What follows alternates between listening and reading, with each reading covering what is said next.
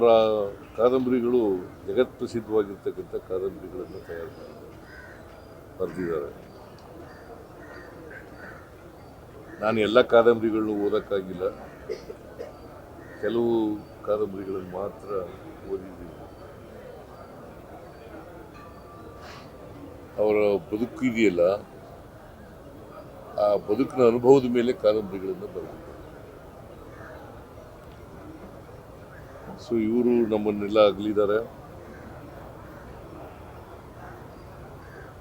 ಅವರ ಧರ್ಮಪತ್ನಿ ಇನ್ನೂ ಕೂಡ ಬದುಕಿದ್ದಾರೆ, ಅವ್ರ ಮಕ್ಕಳು ಕೂಡ ಇದ್ದಾರೆ.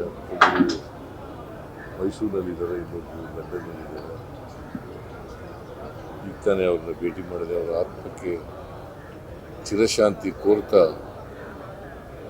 ಅವರ ಧರ್ಮಪತ್ನಿಗೆ ಮತ್ತು ಅವ್ರ ಮಕ್ಕಳಿಗೆ, ಅವರ ಅಭಿಮಾನಿಗಳಿಗೆ, ಅವರ ಸ್ನೇಹಿತರಿಗೆ ಅವರ ಸಾವಿನ ದುಃಖವನ್ನು ಭರಿಸಲಿ ಅಂತೇಳಿ ನಾನು ಹಾರೈಸ್ತೇನೆ, ಪ್ರಾರ್ಥನೆ ಮಾಡ್ತೇನೆ.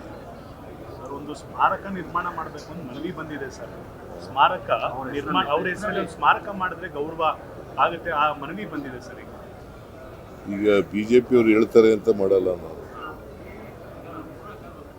ಬಿಜೆಪಿ ಸ್ಮಾರಕ ಮಾಡಿ ಅಂತ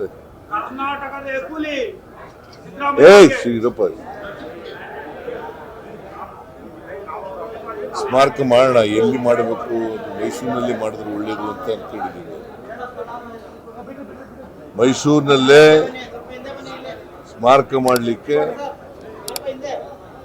ನಮ್ಮ ಸರ್ಕಾರ ಕ್ರಮ ತಗೊಳ್ತದೆ ಅಂತಕ್ಕಂಥ ಮಾತುಗಳನ್ನು